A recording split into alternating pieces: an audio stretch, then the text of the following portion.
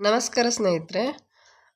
H S T R ಪ್ರಶ್ನೆ ಪತ್ರಿಕೆ ಪುಸ್ತಿಕೆ 2ನೇ ಪಾರ್ಟು ಅಂದರೆ ಕನ್ನಡ ಭಾಷೆಗೆ ಸಂಬಂಧಪಟ್ಟಂಥ 2015ರ ಹಿಂದಿನ ವರ್ಷದ ಪ್ರಶ್ನೆ ಪತ್ರಿಕೆಯನ್ನು ನೋಡ್ತಾ ಹೋಗೋಣ. ಇವತ್ತು ಮೊದಲನೇ ಪ್ರಶ್ನೆ, ಕುವೆಂಪು ಯುಗ ಎಂಬ ವಿಮರ್ಶಾತ್ಮಕ ಕೃತಿ ಯಾರದ್ದು? KS ಭಗವಾನ್. ಮಂದಣ್ಣ ಪಾತ್ರ ಚಿತ್ರಣವಿರುವ ಪೂರ್ಣಚಂದ್ರ ತೇಜಸ್ವಿಯವರ ಕೃತಿ ಕರ್ವಾಲೋ. ಭರತನ ನಾಟ್ಯಶಾಸ್ತ್ರಕ್ಕೆ ಅಭಿನವ ಭಾರತಿ ಎಂಬ ವ್ಯಾಖ್ಯಾನವನ್ನ ಬರೆದಿರುವಂಥವರು ಅಭಿನವ ಗುಪ್ತ. ವಕ್ರೋಕ್ತಿ ಜೀವಿತ ಅಲಂಕಾರ ಗ್ರಂಥದ ಕರ್ತೃ ಕುಂತಕನ ವಕ್ರೋಕ್ತಿ ಜೀವಿತ. ಅರವಸು ನಿತ್ತಿಲೆ ಪಾತ್ರಗಳಿರುವ ಗಿರೀಶ್ ಕಾರ್ನಾಡರ ನಾಟಕ ಅಗ್ನಿ ಮತ್ತು ಮಳೆ. ಪ್ರಾದೇಶಿಕ ವೈಶಿಷ್ಟ್ಯವನ್ನುಳ್ಳ ಭಾಷಾ ರಚನೆಗಳನ್ನು ಗುರುತಿಸುವ ಪರಂಪರೆಯಲ್ಲಿ ರುದ್ರಟ ಹೇಳುವ ರೀತಿಯ ಬಗೆ ಲಾಠೀಯ. ಗೌಡಿ ಕಾವ್ಯ ಮಾರ್ಗದ ಪ್ರಧಾನ ಕಾವ್ಯಗುಣ ಓಜಸ್ಸು. ಇದನ್ನು ನಮಗೆ ದಂಡಿ ಹೇಳ್ಕೊಡ್ತಾನೆ. ಕಾವ್ಯದಲ್ಲಿ ಪರಮವೂ ಪ್ರಧಾನವೂ ಆಗಿ ನಿಲ್ಲುವ ವ್ಯಂಗ್ಯಾರ್ಥಕ್ಕೆ ಇರುವ ಹೆಸರು ಧ್ವನಿ. ಕಾವ್ಯದಲ್ಲಿ ಪರಮವೂ ಪ್ರಧಾನವೂ ಆಗಿ ನಿಲ್ಲುವ ವ್ಯಂಗ್ಯಾರ್ಥಕ್ಕೆ ಇರುವಂತಹ ಹೆಸರು ಧ್ವನಿ. ರೀತಿ ಪ್ರಸ್ಥಾನದ ಆದ್ಯ ಗ್ರಂಥ ಕಾವ್ಯಾಲಂಕಾರ ಸೂತ್ರವೃತ್ತಿ. ರೀತಿ ಪ್ರಸ್ಥಾನದ ಆದ್ಯ ಗ್ರಂಥ ಕಾವ್ಯಾಲಂಕಾರ ಸೂತ್ರವೃತ್ತಿ. ಶಾಂತರಸದ ಸ್ಥಾಯಿ ಭಾವ ಇದು ಶಮ. ಸಾತ್ವಿಕ ಭಾವಗಳ ಸಂಖ್ಯೆ ಎಷ್ಟು? 8. ಶೋಕವೆಂಬ ಭಾವಕ್ಕೆ ನಾಟಕದಲ್ಲಿ ಮ್ಲಾನತೆ, ಕಂಬನಿ, ಗದ್ಗದ ಇವುಗಳು ಅನುಭಾವಗಳು. ರಮಣೀಯಾರ್ಥ ಪ್ರತಿಪಾದಕ ಶಬ್ದ ಕಾವ್ಯಂ. ಈ ಕಾವ್ಯ ಲಕ್ಷಣ ಕುರಿತ ಹೇಳಿಕೆಯಲ್ಲಿ ರಮಣೀಯಾರ್ಥ ಎಂದರೆ ಲೋಕೋತ್ತರವಾದ ಆಹ್ಲಾದ. ಮಮ್ಮಟನ ಅಭಿಪ್ರಾಯದಂತೆ ವಾಚ್ಯಾರ್ಥವು ಉಪಪನ್ನವೆನಿಸುವುದಕ್ಕೆ ವ್ಯಂಗ್ಯದ ಸಹಾಯ ಅಗತ್ಯವಿದ್ದರೆ ಈ ಗುಣೀಭೂತ ವ್ಯಂಗ್ಯ ವಾಚ್ಯ ಸಿದ್ಧ್ಯಂಗ. ಕಾವ್ಯಂ ಆನಂದಾಯ ಯಶಸ್ಸೇ ಕಾಂತಾತುಲ್ಯತಾಯ ಉಪದೇಶಾಯ ಇದನ್ನು ನಿರ್ದೇಶಿಸುತ್ತದೆ. ಕಾವ್ಯ ಪ್ರಯೋಜನ. ಔಚಿತ್ಯದ ಚರ್ಚೆ ಭಾರತೀಯ ಅಲಂಕಾರಿಕರಲ್ಲಿ ಒಂದು ನಿರ್ದಿಷ್ಟ ರೂಪವನ್ನು ತಾಳಿದುದು ಧ್ವನಿ ಪ್ರಸ್ಥಾನದಲ್ಲಿ. ವಾಚ್ಯಾರ್ಥವು ಹೊಳೆಯುತ್ತಿದ್ದಂತೆಯೇ ವ್ಯಂಗ್ಯಾರ್ಥವೂ ಹೊಳೆಯುವ ಧ್ವನಿ ಪ್ರಭೇದವಿದು ಅಸಂಲಕ್ಷ್ಯ ಕ್ರಮ ಧ್ವನಿ. ಕಾವ್ಯೋತ್ಪತ್ತಿಗೆ ಸಂಬಂಧಿಸಿದಂತೆ ಮಮ್ಮಟ ಹೇಳಿರುವ ಅಭಿಪ್ರಾಯದಲ್ಲಿ ಹೊರತಾದುದು ಸ್ವಭಾವೋಕ್ತಿ. ಮಮ್ಮಟ ಪ್ರತಿಭೆ, ವ್ಯುತ್ಪತ್ತಿ, ಅಭ್ಯಾಸದ ಬಗ್ಗೆ ಹೇಳಿದನೆ. ಸ್ವಭಾವೋಕ್ತಿ ಇದರಿಂದ ಹೊರತಾಗಿದೆ. ಕಾವ್ಯ ಶಬ್ದೋಯಂ ಗುಣಾಲಂಕಾರ ಸಂಸ್ಕೃತಯೋ ಶಬ್ದಾರ್ಥಯೋರ್ವರ್ತತೆ. ಕಾವ್ಯ ಸ್ವರೂಪ ಕುರಿತ ಈ ಹೇಳಿಕೆ ಇವರದು. ವಾಮನನ ಪ್ರಕಾರ ಕಾವ್ಯ ಶಬ್ದ ಗುಣಾಲಂಕಾರ ಸಂಸ್ಕೃತದಿಂದ ಕೂಡಿರಬೇಕು ಅನ್ನೋವಂಥ ಕಾವ್ಯ ಸ್ವರೂಪದ ಬಗ್ಗೆ ಹೇಳಿಕೆಯನ್ನು ಕೊಡ್ತಾನೆ. ಕಾಡತೊರೆಯ ಜಾಡು ಇದು ಇವರ ಆತ್ಮಚರಿತ್ರೆಯ ಕೃತಿ. ಯಾರದ್ದು? ಕಡಿದಾಳು ಶಾಮಣ್ಣ. ನೀಲಾಂಜನ ಇದು ಇವರಿಗೆ ಅರ್ಪಿಸಿದ ಅಭಿನಂದನಾ ಗ್ರಂಥ. ನೀಲಾಂಜನ ಅಂದರೆ NS ಲಕ್ಷ್ಮೀನಾರಾಯಣ ಭಟ್ ಅವರಿಗೆ ಅರ್ಪಿಸಿರುವಂತಹ ಅಭಿನಂದನಾ ಗ್ರಂಥ. ಗುಣಗಳ ಬಗ್ಗೆ ಭಾಮಹನು ಹೇಳಿರುವ ಸರಿಯಾದ ಪಟ್ಟಿ ಯಾವುದು ಅಂದರೆ ಮಾಧುರ್ಯ, ಪ್ರಸಾದ, ಓಜಸ್ಸು. ಗುಣಗಳ ಬಗ್ಗೆ ಭಾಮಹ ಮಾಧುರ್ಯ, ಪ್ರಸಾದ, ಓಜಸ್ಸು ಇವಿಷ್ಟು ಇರಬೇಕು ಅಂತೇಳಿ ತಿಳಿಸ್ಕೊಟ್ಟಿದ್ದಾನೆ. ಈ ಅಕ್ಷರಗಳನ್ನು ಕಂಠೌಷ್ಟ್ಯ ವರ್ಣಗಳು ಎನ್ನುವರು. ಓ, ಓ, ಔ ಇವಿಷ್ಟು ಕೂಡ ನಮಗೆ ಕಂಠೌಷ್ಟ್ಯ ವರ್ಣಗಳು ಅಕ್ಷರಮಾಲೆಯಲ್ಲಿ. ಯತಿ ಎಂಬುದುಸಿರ್ದಾಣಂ ಎಂಬ ಅಭಿಪ್ರಾಯ ಇವರದು. ಯತಿ ಎಂಬುದುಸಿರಾರ್ದಾಣಂ ಎಂಬ ಅಭಿಪ್ರಾಯ ನಾಗವರ್ಮ. ಬೆಟ್ಟದ ತುತ್ತ ತುದಿಯನ್ನು ಏರಿ ನಿಂತೆವು. ಗೆರೆ ಎಳೆದ ಪದವು ದ್ವಿರುಕ್ತಿ. ತುತ್ತ ತುದಿ ಅನ್ನುವುದು ದ್ವಿರುಕ್ತಿ. ಮಗು ಮಲಗಿತು. ಇಲ್ಲಿರುವ ಲಿಂಗ ಪುನ್ನಪುಂಸಕ ಲಿಂಗ. DS ಶಂಕರ ಭಟ್ಟರವರು ರಚಿಸಿದ ವ್ಯಾಕರಣ ಕೃತಿ ಕನ್ನಡಕ್ಕೆ ಬೇಕು ಕನ್ನಡದ್ದೇ ವ್ಯಾಕರಣ. DS ಶಂಕರ ಭಟ್ಟರ ಕನ್ನಡಕ್ಕೆ ಬೇಕು ಕನ್ನಡದ್ದೇ ವ್ಯಾಕರಣ. ಮಳೆ ಬರಲು ಕೆರೆ ತುಂಬಿತು. ಈ ವಾಕ್ಯದಲ್ಲಿ ಗೆರೆ ಎಳೆದ ಪದವು ಕೃದಂತಾವ್ಯಯ. ವಿಕರಣ ಪ್ರತ್ಯಯಗಳು ಎಂದರೆ ಕಾಲಸೂಚಕ ಪ್ರತ್ಯಯಗಳು. ಮಮಿಂಕೆಯದದೊಳ್ ಎಂಬುವುದು ಇವುಗಳನ್ನು ತಿಳಿಸುತ್ತದೆ. ವಿಭಕ್ತಿ ಪ್ರತ್ಯಯಗಳು. ಹಳಗನ್ನಡದಲ್ಲಿ ಮಮಿಂಕೆಯದದೊಳ್ ಅಂದರೆ ಇದು ಸಪ್ತಮಿ. ವಿಭಕ್ತಿ ಪ್ರತ್ಯಯಗಳು ಸರ್ವನಾಮಗಳಿಗೆ ಹತ್ತುವುದಿಲ್ಲ. ಎ, ಇರ. ಎಲ ಎಲ್ಲ ದನಗಳು ಹೋದವು. ಈ ವಾಕ್ಯದಲ್ಲಿ ಗೆರೆ ಎಳೆದ ಪದ ವಿಶೇಷ್ಯಾಧೀನ ಲಿಂಗ. ಬೆಂಬತ್ತು, ಹುಲಿದೊಗಲು ಎಂಬ ಪದಗಳು ಈ ಸಂಧಿಗೆ ಉದಾಹರಣೆಯಾಗಿವೆ. ಆದೇಶ ಸಂಧಿ. ಮಚ್ಚರ ಪದದ ತತ್ಸಮ ರೂಪ ಮತ್ಸರ. ಹಿಂದಲೆ, ಕಡೆಗಣ್ಣು ಪದಗಳು ಈ ಸಮಾಸಕ್ಕೆ ಉದಾಹರಣೆಯಾಗಿವೆ. ಅಂಶಿ ಸಮಾಸ. ಪ್ರಾಸಾಕ್ಷರವು ರಸ್ವಸ್ವರವಾಗಿದ್ದರೆ ಅದು ಸಿಂಹಪ್ರಾಸ. ಒಂದು ಕ್ರಿಯೆ ನಡೆದರೂ ನಡೆಯಬಹುದು ಎಂಬ ಅರ್ಥವನ್ನು ಸೂಚಿಸುವ ಕ್ರಿಯಾರೂಪಗಳನ್ನು ಹೀಗೆನ್ನುವರು: ಸಂಭವನಾರ್ಥಕ ಕ್ರಿಯಾರೂಪ. ವಿಷ್ಣುಗಣವು ಹೊಂದಿರುವ ಅಂಶಗಳು 3. ದವಾಖಾನೆ, ಜಮೀನು, ಆಮದು ಈ ಪದಗಳು ಈ ಭಾಷೆಯಿಂದ ಕನ್ನಡಕ್ಕೆ ಬಂದಿವೆ. ದವಾಖಾನೆ, ಜಮೀನು, ಆಮದು ಇವಿಷ್ಟು ಪರ್ಷಿಯನ್ ಭಾಷೆಯಿಂದ ಬಂದಿರೋದು. ಈ ಕೆಳಗಿನ ಜೋಡಿಗಳಲ್ಲಿ ಸರಿಯಾದುದು ಭಟ್ಟಾಕಳಂಕರ ಶಬ್ದಾನುಶಾಸನ. ಕೇಶಿರಾಜ ಅವ್ರದ್ದು ಶಬ್ದಮಣಿ ದರ್ಪಣ. 1ನೇ ನಾಗವರ್ಮಂದು ಛಂದೋಬುದ್ಧಿ, 2ನೇ ನಾಗವರ್ಮಂದು ಕಾವ್ಯಾನುಶಾಸನ ಅಂತೇನೋ ಬರುತ್ತೆ. ಕಾವ್ಯಾನುಶಾಸನ ಐ ಥಿಂಕ್. ಕಾವ್ಯಾಲಂಕಾರ, ಕಾವ್ಯ ಮೀಮಾಂಸೆಗೆ ಸಂಬಂಧಪಟ್ಟಂಥದ್ದು. ಈಗ ಇದೆಲ್ಲ ತಪ್ಪಾಗಿದೆ. ಭಟ್ಟಾಕಳಂಕದ್ದು ಶಬ್ದಾನುಶಾಸನ ಈ ಜೋಡಿಗಳಲ್ಲಿ ಸರಿಯಾಗಿದೆ. ಕ್ರಿಯಾಪದಗಳು ಪುರುಷ, ವಚನ ಮತ್ತು ಲಿಂಗ ಪ್ರತ್ಯಯಗಳನ್ನು ಹೊಂದಿದ್ದರೆ ಅದನ್ನು ಅಪೂರ್ಣ ಕ್ರಿಯಾಪದ ಅಂತ ಕರಿತೀವಿ. ತ್ರಿಪದಿಯೇ ಕನ್ನಡ ವೃತ್ತಗಳ ಗಾಯತ್ರಿ ಎಂದ ಕವಿ ದ. ರಾ ಬೇಂದ್ರೆ. ಭಾವಸೂಚಕಾವ್ಯಗಳ ಮುಂದೆ ಸ್ವರ ಬಂದರೆ ಅದು ಸಂಧಿಕಾರ್ಯ ಆಗುವುದಿಲ್ಲ.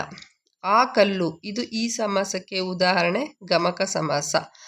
ಸ್ವತಂತ್ರ ವಾಕ್ಯಗಳಾಗಿ ನಿಲ್ಲಬಲ್ಲ ಅನೇಕ ಉಪವಾಕ್ಯಗಳೊಡನೆ ಬಂದು ಪೂರ್ಣಾಭಿಪ್ರಾಯದ ವಾಕ್ಯವಾಗಿದ್ದರೆ ಅದನ್ನು ಸಂಯೋಜಿತ ವಾಕ್ಯ ಅಂತ ಹೇಳಿ ಕರಿತೀವಿ. ಕೆಳಗಿನ ವೃತ್ತಗಳು ಮತ್ತು ಅವುಗಳ ಸೂತ್ರಕ್ಕೆ ಸಂಬಂಧಿಸಿದ 1 ಮತ್ತು 2ನೇ ಪಟ್ಟಿಯನ್ನು ಹೊಂದಿಸಿ ಸಂಕೇತಗಳಿಂದ ಆಯ್ಕೆ ಮಾಡಿರಿ. ಉತ್ಪಲಮಾಲಾ, ಚಂಪಕಮಾಲಾ ವೃತ್ತ, ಸ್ತ್ರಗ್ಧರಾ ವೃತ್ತ, ಶಾರ್ದೂಲ ವಿಕ್ರೀಡಿತ ವೃತ್ತ. ಉತ್ಪಲಮಾಲಾ ವೃತ್ತದಲ್ಲಿ ನಮಗೆ ಮಸಜಂ ಸತಂ ತಂ ಗಮುಮ ಅನ್ನೋದು ಉತ್ಪಲಮಾಲಾ ವೃತ್ತಕ್ಕೆ ಬರುವಂಥದ್ದು. ಚಂಪಕಮಾಲಾ ವೃತ್ತ ಇದು ಎಲ್ಲರಿಗೂ ಬಾಯ್ಪಾಠ ಆಗಿರುತ್ತೆ. ನಜಬಜ ಜಂಜರಂ. ಸ್ತ್ರಗ್ಧರಾ ಮಾಲಾ ವೃತ್ತ ಮಮ್ರಂ ಬನಂ ಮೂಯಗಣಮುದೆತ ಸ್ತ್ರಗ್ಧರಾ ವೃತ್ತಂ ಉತ್ತಮ್. ಶಾರ್ದೂಲ ವಿಕ್ರೀಡಿತ ಮಸಜಂ ಸತತಂ ಗಮ್ ಮುಮ. ಇದಿಷ್ಟು ಯಾವ್ಯಾವ ಮಾಲೆಗೆ ಎಷ್ಟೆಷ್ಟು ಅಂಶಗಣಗಳು ಬರ್ತವೆ ಅನ್ನೋದನ್ನು ಸೂಚನೆ ಮಾಡಿರೋದು. ವಾರ್ಧಕ ಷಟ್ಪದಿಯ ಗುಣವಿನ್ಯಾಸವು ಈ ರೀತಿಯಾಗಿರುತ್ತದೆ. 5 ಮಾತ್ರೆಗಳಿಗೆ ಗಣವಿಭಾಗ ಆಗಿರುತ್ತೆ ವಾರ್ಧಕ ಷಟ್ಪದಿನಲ್ಲಿ. ಭಾಮಿನಿ ಷಟ್ಪದಿನಲ್ಲಿ 3-4-3-4. 1 ವ್ಯಂಜನವಾಗಿರಲಿ 2 ವ್ಯಂಜನವಾಗಿರಲಿ ಪುನಃ ಪುನಃ ಹೇಳಲ್ಪಟ್ಟರೆ ಅದನ್ನು ವೃತ್ತಾನುಪ್ರಾಸ ಅಂತ ಹೇಳಿ ಕರೀತಾರೆ. ಮಟ್ಟ ರಗಳೆ ಎಂಬ ಹೆಸರು ಈ ರಗಳೆ ಪ್ರಭೇದಕ್ಕಿದೆ. ಮಂದಾನಿಲ. ಅರ್ಥಾಂತರನ್ಯಾಸ ಪ್ರಿಯ ಎಂದು ಕರೆಯಲ್ಪಡುವವನು ನಾಗಚಂದ್ರ. ಕೇಶಿರಾಜನ ಪ್ರಕಾರ ಕನ್ನಡದಲ್ಲಿ ಲಿಂಗಗಳ ಒಟ್ಟು ವಿಧಗಳು 9. ಮಾರಿಗೌತಣವಾಯ್ತು ನಾಳಿನ ಭಾರತವು ಈ ವಾಕ್ಯದಲ್ಲಿರುವ ಅಲಂಕಾರ ರೂಪಕ. ಕೈಕಾಲು ಮೂಡಿತೋ ನಭಕೆ ಈ ವಾಕ್ಯದಲ್ಲಿ ಅಲಂಕಾರ ಉತ್ಪ್ರೇಕ್ಷೆ. ಕೌಂತೆಯ ಪದವು ಈ ಅಕ್ಷರಗಣವಾಗಿದೆ. ತಗಣ. ಊರು ಉಪಕಾರ ಅರಿಯದು, ಹೆಣ ಶೃಂಗಾರ ಅರಿಯದು ಈ ವಾಕ್ಯದ ಅಲಂಕಾರ ದೃಷ್ಟಾಂತಾಲಂಕಾರ. ಭಾಷೆಯ ಸ್ವರೂಪಕ್ಕೆ ಸರಿ ಹೊಂದದ ಲಕ್ಷಣ. ಭಾಷೆ ಅನುವಂಶಿಕವಾಗಿ ಬರುವಂತಹದ್ದು. ಭಾಷೆ ಭಾವನಾರೂಪಕ ಮತ್ತು ಭಾವನಾವಾಹಕ. ಭಾಷೆ ಧ್ವನಿ ಸಂಕೇತಗಳ ಅರ್ಥಬದ್ಧ ವ್ಯವಸ್ಥೆ. ಭಾಷೆ ಮನಸ್ಸಿನ ಸ್ಥಿತಿಯನ್ನು ಅಭಿವ್ಯಕ್ತಿಸುವ ಸಾಧನ. ಇದರಲ್ಲಿ ಸರಿ ಹೊಂದಿಕೆ ಆಗದೇ ಇರೋವಂಥ ಲಕ್ಷಣ ಭಾಷೆ ಬಗ್ಗೆ ಅಂದರೆ ಭಾಷೆ ಅನುವಂಶಿಕವಾಗಿ ಬರುವಂತಹದ್ದು. ಕವಿಯು ಯಾವ ವಸ್ತುವನ್ನು ಕುರಿತು ವರ್ಣಿಸುತ್ತಾನೆಯೋ ಅದನ್ನು ಹೀಗೆನ್ನುವರು: ವರ್ಣ್ಯ. ಉತ್ತಮ ಆಲಿಸುವಿಕೆಯಲ್ಲಿ ಸಾಧಿಸಬೇಕಾದ ಅತಿ ಮುಖ್ಯ ಅಂಶ ಉದ್ದೇಶಪೂರ್ವಕವಾಗಿ ಧ್ವನಿ ಏರಿಳಿತಗಳನ್ನು ಗಮನಿಸಿ ಆಲಿಸುವುದು. ಭಾಷೆಯ ಉಗಮ ವಿಕಾಸದ ಬಗ್ಗೆ ವಂಶವೃಕ್ಷ ಸಿದ್ಧಾಂತವು ಪ್ರತಿಪಾದಿಸಿರುವ ಅಂಶ ಆದಿಯಲ್ಲಿ ಒಂದೇ ಭಾಷೆಯಿಂದ ಹಲವು ಭಾಷೆಗಳು ಹುಟ್ಟಿ ಬಂದಿವೆ. ಭಾಷಾ ಕೌಶಲಗಳ ಬೋಧನಾ ಪ್ರಕ್ರಿಯೆಯಲ್ಲಿ ಅಸಿಂಧುವೆನಿಸುವ ಅಂಶ ಪ್ರತಿ ಅಕ್ಷರವನ್ನು ಪದೇ ಪದೇ ತಿದ್ದಿಸಿ ಪರಿಣಿತಿ ಬೆಳೆಸುವುದು. ಮಕ್ಕಳ ಶಾಬ್ದಿಕ ಭಾಷೆಯ ಬೆಳವಣಿಗೆ ಪ್ರಕ್ರಿಯೆಯಲ್ಲಿ ಅತ್ಯಂತ ಹೆಚ್ಚು ಪ್ರಭಾವ ಬೀರುವಂಥ ಅಂಶ ಸಮವಯಸ್ಕರೊಡನೆ ವಿಚಾರ ವಿನಿಮಯ ಮಾಡುವಂಥದ್ದು. ಪಾಠ ಬೋಧನಾ ಸಂದರ್ಭಗಳಲ್ಲಿ ಸೂಚನೆಗಳನ್ನು ನೀಡುವ ಮುಖ್ಯ ಉದ್ದೇಶ ಬೋಧನೆ ಮತ್ತು ಕಲಿಕಾ ಪ್ರಕ್ರಿಯೆಯನ್ನು ಬೋಧಪ್ರದವಾಗಿ ಮುಂದುವರಿಸಲು. ಕೈಬರಹದಲ್ಲಿ ಕಂಡುಬರುವ ವ್ಯಾಕರಣ ದೋಷಗಳಿಗೆ ಮುಖ್ಯ ಕಾರಣ ಪದ ಮತ್ತು ವಾಕ್ಯ ರಚನಾ ಅಭ್ಯಾಸಗಳ ಕೊರತೆ. ಭಾಷಾ ಕೌಶಲಗಳ ಕಲಿಕೆಯಲ್ಲಿ ಬಳಸಬಹುದಾದ ಸ್ವಯಂ ಬೋಧಿನಿ ಸಾಧನ ಅಭ್ಯಾಸ ಪುಸ್ತಕ. ಉತ್ತಮ ರೀತಿಯ ಮೌನವಾಚನದಲ್ಲಿ ಪದೇ ಪದೇ ಓದಿ ಕಂಠಪಾಠ ಮಾಡುವುದು. ತರಗತಿಯಲ್ಲಿ ದ್ವಿಭಾಷೆಯನ್ನು ಬಳಸುವುದರಿಂದ ಭಾಷಾ ಕಲಿಕೆ ಹಾಗೂ ಪ್ರಯೋಗ ಉತ್ತಮಗೊಳ್ಳುತ್ತದೆ. ಪದ್ಯ ಬೋಧನೆಯಲ್ಲಿ ರಸಾನುಭವವನ್ನು ಮೌಲ್ಯಮಾಪನ ಮಾಡುವ ಬಗ್ಗೆ ಪದ್ಯದ ಸಾರವನ್ನು ಕುರಿತು ವಿವರಣೆ ಕೇಳುವುದು. ಭಾಷಾ ಪಾಠ ಯೋಜನೆಯಲ್ಲಿ ಗಮನಿಸಬೇಕಾದ ಅತಿ ಮುಖ್ಯ ಅಂಶ ಉದ್ದೇಶ ಸಾಧನೆಗೆ ಯುಕ್ತ ರಚನಾತ್ಮಕ ಚಟುವಟಿಕೆಗಳನ್ನು ಒದಗಿಸುವುದು. ಭಾವಪೂರ್ಣ ಅಭಿವ್ಯಕ್ತಿಯನ್ನು ಪೋಷಿಸುವ ಚಟುವಟಿಕೆ ಪಾತ್ರಾಭಿನಯ. ತರಗತಿಗಳಲ್ಲಿ ಬಹುಭಾಷಾ ಬಳಕೆಯು ಬೀರುವ ಪರಿಣಾಮ ಭಾಷಾ ಸಾಮರಸ್ಯವನ್ನು ಮೂಡಿಸುತ್ತದೆ. ವಿದ್ಯಾರ್ಥಿಯೊಬ್ಬನ ಉಚ್ಚಾರ ಹಾಗೂ ಧ್ವನಿ ಏರಿಳಿತಗಳಲ್ಲಿನ ದೋಷಗಳ ಪರಿಹಾರಕ್ಕೆ ಬಳಸಬಹುದಾದ ವಿಶಿಷ್ಟ ಸಾಧನ ಭಾಷಾ ಪ್ರಯೋಗಾಲಯ. ಕ್ರಿಯಾ ಸಂಶೋಧನೆಯಲ್ಲಿನ ಪೂರ್ವ ಮತ್ತು ಉತ್ತರ ಪರೀಕ್ಷೆಗಳು ಕ್ರಮವಾಗಿ ಈ ಉದ್ದೇಶ ಹೊಂದಿರುತ್ತವೆ. ನೈದಾನಿಕ ಮತ್ತು ಸಾಫಲ್ಯತೆ. ಮೌಲ್ಯಮಾಪನದಲ್ಲಿ ವ್ಯಾಪಕತೆ ಗುಣವನ್ನು ಪ್ರತಿಬಿಂಬಿಸುವ ಅಂಶ ಪಠ್ಯ ಹಾಗೂ ಸಹಪಠ್ಯ ಕ್ಷೇತ್ರಗಳಲ್ಲಿನ ಸಾಮರ್ಥ್ಯಗಳನ್ನು ಮೌಲ್ಯೀಕರಿಸುವುದು. ವಿದ್ಯಾರ್ಥಿಗಳ ಸಮಗ್ರ ಶೈಕ್ಷಣಿಕ ಸಾಧನೆಯನ್ನು ಉತ್ತೇಜಿಸುವಲ್ಲಿ ಭಾಷಾ ಶಿಕ್ಷಕರಿಗೆ ಹೆಚ್ಚು ಅವಕಾಶಗಳಿರುತ್ತವೆ. ಈ ಹೇಳಿಕೆಯನ್ನು ಧ್ವನಿಸುವಂಥ ಅರ್ಥ ಭಾಷಾ ಶಿಕ್ಷಕ ಬೆಳೆಸುವ ಭಾಷಾ ಪ್ರಭುತ್ವವು ಇತರೆಲ್ಲ ವಿಷಯಗಳ ಕಲಿಕೆಗೆ ನೆರವಾಗುತ್ತವೆ. ಪಠ್ಯಾಧಾರಿತ ಚರ್ಚೆಯಲ್ಲಿ ವಿದ್ಯಾರ್ಥಿಯು ಪ್ರದರ್ಶಿಸುವ ಉತ್ತಮ ಅಭಿವ್ಯಕ್ತಿಗೆ ಇದು ಆಧಾರವಾಗಿರುತ್ತದೆ. ಓದಿ ಗ್ರಹಿಸುವ ಮತ್ತು ನಿರೂಪಿಸುವ ಕೌಶಲ. ಭಾಷಾ ಬೋಧನಾ ಸಂದರ್ಭದಲ್ಲಿ ಭಾಷಾ ಕಲಿಕೆಯನ್ನು ಅನುಕೂಲಿಸುವ ಉತ್ತಮ ವಿಧಾನ ಭಾಷಾ ದೋಷಗಳಿಗೆ ಪರಿಹಾರ, ಉತ್ತಮಾಂಶಗಳಿಗೆ ಪುಷ್ಟೀಕರಣ ನೀಡುವುದು. ಕನ್ನಡದ ಪ್ರಾಚೀನತೆಗೆ ಸಂಬಂಧಿಸಿದಂತೆ ಶಿಲಪ್ಪಾಧಿಕಾರಂ ಎಂಬ ತಮಿಳು ಕೃತಿಯಲ್ಲಿ ಲಭ್ಯವಾಗಿರುವುದು ಕನ್ನಡ ಜಾನಪದ ಕುಣಿತದ ಹಾಡು. ತೀತಾ ಶರ್ಮರವರು ವಿವೇಚಿಸಿದ ಕನ್ನಡ ಸಾಹಿತ್ಯ ಚರಿತ್ರೆಯ ವಿಭಾಗ ಕ್ರಮ ಕ್ಷಾತ್ರಯುಗ, ಮತಪ್ರಚಾರ ಯುಗ, ಸಾರ್ವಜನಿಕ ಯುಗ, ಆಧುನಿಕ ಯುಗ. ಅಪ್ಪೊಂ ಎಂಬುದು ಈ ಕನ್ನಡದ ರೂಪ, ಪೂರ್ವ ಹಳಗನ್ನಡ. ಪಂಪನ ಆದಿಪುರಾಣವು ಈ ಕೃತಿಗೆ ಋಣಿಯಾಗಿದೆ, ಪೂರ್ವ ಪುರಾಣ. ಕವಿರಾಜ ಮಾರ್ಗಕಾರ ಕುದಿಯುವ ಹಾಲಿಗೆ ಮಜ್ಜಿಗೆಯ ತೊಟ್ಟುಗಳನ್ನು ಬೆರೆಸಿದ ಹಾಗೆ ಎಂದು ಅಲ್ಲಗಳೆದುದು ಅರಿಸಮಾಸ ಪ್ರಯೋಗವನ್ನು. ಕೆಳಗಿನ ಕೃತಿ ಮತ್ತು ಅವುಗಳ ಸ್ವರೂಪಕ್ಕೆ ಸಂಬಂಧಿಸಿದಂತೆ 1 ಮತ್ತು 2ನೇ ಪಟ್ಟಿ ಹೊಂದಿಸಿ ಸರಿಯಾದ ಹೊಂದಿಕೆಯನ್ನು ಸಂಕೇತಗಳಿಂದ ಗುರುತಿಸಿ. ಹದಿಬದೆಯ ಧರ್ಮ ಇದು ಒಂದು, ಮಿತ್ರವಿಂದ ಗೋವಿಂದ ಅನ್ನುವಂಥದ್ದು ನಾಟಕ, ರಾಮಾಶ್ವಮೇಧ ಗದ್ಯ, ರಾಜಶೇಖರ ವಿಲಾಸ ಚಂಪು. ಹದಿಬದೆಯ ಧರ್ಮ ಅನ್ನೋದು ಸಾಂಗತ್ಯ. ಇಲ್ಲಿಗೆ ಹದಿಬದೆಯ ಧರ್ಮ ಸಾಂಗತ್ಯ, ಮಿತ್ರವಿಂದ ಗೋವಿಂದ ನಾಟಕ, ರಾಮಾಶ್ವಮೇಧ ಗದ್ಯ, ರಾಜಶೇಖರ ವಿಲಾಸ ಚಂಪು. ಪೊಗಳೆ ಪೊಟ್ಟಣ ಎಂಬ ಕರ್ಮಣಿ ರೂಪವಿರುವ ಶಿಲಾಲೇಖ ಹಲ್ಮಿಡಿ ಶಿಲಾಲೇಖ. ಅದರಲ್ಲಿ ಪೊಗಳೆ ಪೊಟ್ಟಣ ಎಂಬ ಕರ್ಮಣಿ ರೂಪ ಇದೆ.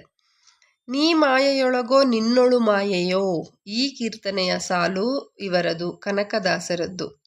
ಹೇರಳವಾಗಿ ವೀರಶೈವ ಶರಣರ ಕಾವ್ಯಾತ್ಮಚರಿತೆಗಳನ್ನು ಬರೆದ ಶಿವಕವಿ ಹರಿಹರ. ಚಾವುಂಡರಾಯನ ತ್ರಿಷಷ್ಟಿ ಲಕ್ಷಣ ಮಹಾಪುರಾಣದ ಸ್ವರೂಪ ಗದ್ಯ ಗ್ರಂಥ. ವಚನಗಳ ರಚನೆಯಲ್ಲಿ ಅಭಿನಂದನಾರ್ಹನಾದ ಗುಜರಾತಿ ಮೂಲದ ವಚನಕಾರ ಆದಯ್ಯ. ಅಭಯರುಚಿ ಅಭಯಮತಿ ಚಿತ್ರಣವಿರುವ ಜನ್ನನ ಕೃತಿ ಯಶೋಧರ ಚರಿತೆ. ಅಕ್ಕಮಹಾದೇವಿ ವಿರಚಿತ ಯೋಗಾಂಗ ತ್ರಿಪದಿ ಕೃತಿಯಲ್ಲಿ ಕಂಡುಬರುವುದು 67 ತ್ರಿಪದಿಗಳು. ಕಣ್ಣರಿಯದಿರ್ದಡೆ ಕರುಳರಿಯದೆ ಎಂಬ ಪ್ರಸಿದ್ಧ ವಾಕ್ಯವು ಈ ಕೃತಿಯಲ್ಲಿ ಕಂಡುಬರುತ್ತದೆ. ಕರ್ನಾಟ ಭಾರತ ಕಥಾಮಂಜರಿ. ಮುದ್ದಣ ಕವಿಯ ಅಪೂರ್ವವಾಗಿ ಉಳಿದ ಕಾದಂಬರಿ ಗೋದಾವರಿ. ದರ್ಶನ ವಿಮರ್ಶೆ ಎಂಬುವುದು ಇವರ ಪರಿಕಲ್ಪನೆ. ಕೆ.ವಿ. ಪುಟ್ಟಪ್ಪ. ಕುವೆಂಪು. ಯು. ಆರ್. ಅನಂತಮೂರ್ತಿ ರಚಿಸಿದ ಕೊನೆಯ ಕೃತಿ ಹಿಂದುತ್ವ ಅಥವಾ ಹಿಂದ್ ಸ್ವರಾಜ್.